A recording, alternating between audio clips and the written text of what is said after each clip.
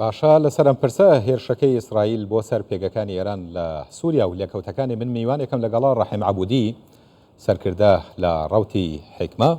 بەڕێز عەبودی، ئەم کاتت باش وەکو کەسایەتێکی سیاسی پێت وایە لێکەوتەکانی ئەم هێرشەی ئیسرائیل بۆ سەر باڵیۆزخانەیەکی دیبلۆماسی لە سووریا چیە بێت؟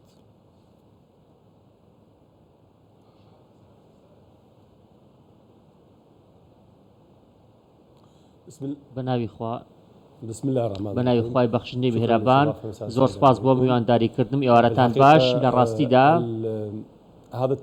ئەم پێشهاتە نوێی کە لە ناوچەکەدا ڕوودەدات بێگومان ئیسرائیلە کە بووەتە هۆی کوژرانی خەڵکێکی زۆر هەروەها دەستدرێژی کردوتە سەر هەموو یاسا مرۆییەکان. ئیسرائیل بەرپرسیارە لە کوشتنی ئەو خەڵکە. ئیسرائیل وا خۆی دەبینێت کە لەسەر و یاساوەیە لەسەر و هەموو قوانین و بنەما دیبلۆماسیەکانی وەیە، تەنانەت ڕێز لە باڵوێزخانە و نێردە دیبلۆماسیەکانیش ناگرێت و دەستدرێژی دەکاتە سەریان. تەنانەت ئیسرائیل ڕێگری لە ڕێکخراوەکانی مرۆیەکان دەکات. ئەوەی کە دوێنێ بینیمان بەڕاستی پێشاتێکی زۆر ترسناک بوو، هەروەها دژی هەموو کردارێکی مرۆیی بوو، چونکە ئەوەی ئێران لە سووریا دەیکرد هاوکاریکردنی فەڵەستینیەکان بوو لە غەزە. هەروەها ئەوەی کە پێویستە بە کۆمەڵگەی عەرەبیەوە وای دەبینن کە پێویستە بڕیاری نوێ بدرێت بۆ ڕێگریکردن لە قوارەی جوولەکە. پێویستە وڵاتانی عەرەبی کار بکەن بۆ وەڵامدانەوەی ئیسرائیل و جێبەجێکردنی ئەو بڕیارانەی کە بەسەر ئیسرائیلدا سەپێنراون. ئەوەش لە پێناو ڕێگریکردن لەو ویستە خراپانەی ئیسرائیل کە دەیەوێت دەستی بگات بە هەموو ناوچەکان ڕۆژهەڵاتی ناوەڕاست. ئیسرائیل دەیەوێت تەناشە لە غەزەدا نەمێنێتەوە، بەڵکو بینێرێتە دەرەوە، بینێرێت بە وڵاتەکانی دیکەش بە هەموو پێوەرەکان. ئەو شەڕی لە غەزە دەگوزرێت شەڕێکی وەحشیانە و دڕندانەیە. ئێمە زۆر بە توندی ئەو دەستدرێژانی ئیسرائیل بۆ سەر نێردە دیبلۆماسیەکانی ئێران سەرکۆنە دەکەین. هەروەها ئەمەش گومانی تێدایە کە ئیسرائیل بەتەمای چییە؟ بەڕاستی گومانمانە ئیسرائیل دەیەوێت سەقامگیری ناوچەکە هەر هەمووی بخاتە مەترسیەوە. بەڵێ بەڕێز عەبودی، ینی زۆر قسە لەسەرەوە کرا کە ئاگری ئەم شەڕە نەگوازرێتەوە بۆ ناوچەکە بە شێوەیەکی گشتی وڵاتانی دەوروبەر بە تایبەتی.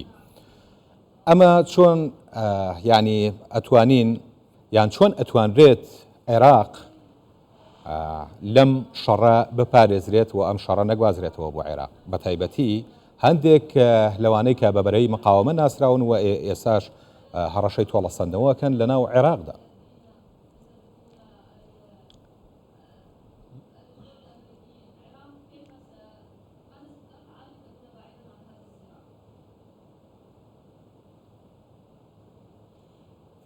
بەڵێ لە ڕاستیدا عێراق پابەندە، بە شێوەیەکی گشتی پابەندە بە بڕیارەکانی حکوومەتی عێراق خۆیەوە. هەروەها گروپەکانیش پابەندن بە بڕیارەکانی حکوومەتەوە خۆیان گرتووە تاوەکو ئێستا. بەڵام هەموو لایەک ئەو باش دەزانن عێراق یەکێکە لە وڵاتە عەرەبیانەی کە پشتیوانی لە مافەکانی غەزە دەکات، پشتیوانی لە مافی گەلی فەڵەستین دەکات، هەروەها پشتیوانی خۆی بۆ خەڵکی غەزە دەربڕیوە. بڕوام وایە کە دەکرێت جۆرێک لە جۆرەکان کۆنتترۆڵی ئەم هەستە بکرێت. هەروەها مقاومەش تا ڕادەیەک دەتوانن کۆنتترۆلی خۆیان بکەن، ناتوان بۆ هەمیشە کۆنتترۆلی خۆیان بکەن بەو شێوەیە دەستدرێژی بکرێتە سەر هەموو یاساکان. هەر لەبەر ئەوە حکوومەتی عێراقی داوای کردووە کۆمەلگای نێودەوڵەتی بەپەلە کارێک بکات بۆ ئەوەی کە وڵاتەکانی ناوچەکە ڕوبەڕووی کێشە و ئاڵنگاری زیاتر نەبنەوە. حکوومەتی عێراق داوای کردووە کە کۆمەلگای نێودەوڵەتی ئیسرائیل پابەند کات بە جێبەجێکردنی بڕیارەکانی نەتۆ یەکگرتوەکان و ئەنجومەنی ئاسایشەوە کە هەموو لایەک دەنگیان لەسەرداوە. ئەوش لە پێناو سەقامگیر و ئاسایش لە غەزە، چونکە بەڕاستی ئەگەر کارەکان وا بڕوات دۆخەکە لە کۆنتترۆل دەردەشێت. ئێستا دۆخی ئیسرائیل دۆخی جوولەکە دەستدرێژیە، دەستدرێژی دەکاتە سەر هەموو لایەک. ڕەنگە تەنانەت ئێران دەستدرێژی بکاتە سەر ئیسرائیل وەڵامی بداتەوە، هەروەها ڕەنگە ئێران وەڵامی خۆی هەبێت بۆەوەی کە باڵوێزخانەکانی ئیسرائیل ڕەنگە بە ئامانج بگرێت. ئەو هێرشەی کە کرایە سەر نێردە دیبلۆماسیەکان بەڕاستی زۆر ترسناک بوون. ئیسرائیل هەمیشە دەست پێشخەرە بۆ ئەوەی ئاڵۆزیەکان لە ناوچەکەدا زیاتر بکات، حساب بۆ بڕیارەکانی کۆمەلگای نێودەوڵەتی ناکات بۆ ئەوەی کە ناوچەکە ئارامی بەخۆوە بێنێت. هیوادارم کە ڕۆژ نەگەین بۆ ڕۆژێک کە پەشیمان بینەوە.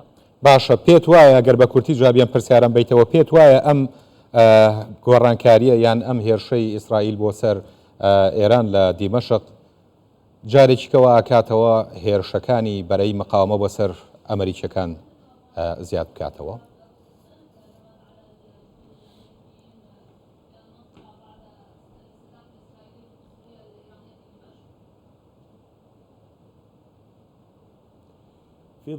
بەڵێ لە چوارچەوەی ئەو ڕێکەوتنە هەیە کە لە نێوان حکوومەتی عێراق و حکوومەتی ئەمریکادا، هەروەها سەردانی چاوەڕوانکراوی محەممەد شیع سوودانی بۆ کۆشکی سپی لەسەر داوای جۆ بایدن بڕوام وایە کە هیچ لێدانێک نابێت لە بنکەکانی ئەمریکا لەلایەن گروپەکانی مەقاومەوە.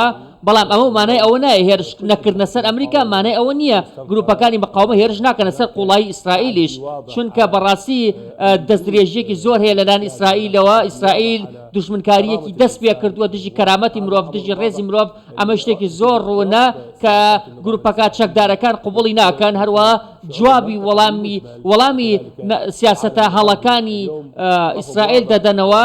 تەنانەت ئەوەی ئێمەش دەبینی ئێستا لە ڕۆژئاواش خودی ڕۆژاوا دژی سیاسەتەکانی ئیسرائیلە دەیان خۆپشاندان بەڕێوە چووە بۆ ئەوەی کە سەرکۆنەی ئەوە بکەن کە لە ئیسرائیل بەڕێوە دەچێت. تەنانەت ئێستا وڵاتانی ڕۆژاوایش سەرکۆنەی هێرشەکەی سەر کنسوڵخانەی سووریاش دەکەن، چونکە پیاوە ئەمە پێشاتێکی مەترسیدارە. ئیسرائیل هەموو سنوێکی تێپەڕاندووە.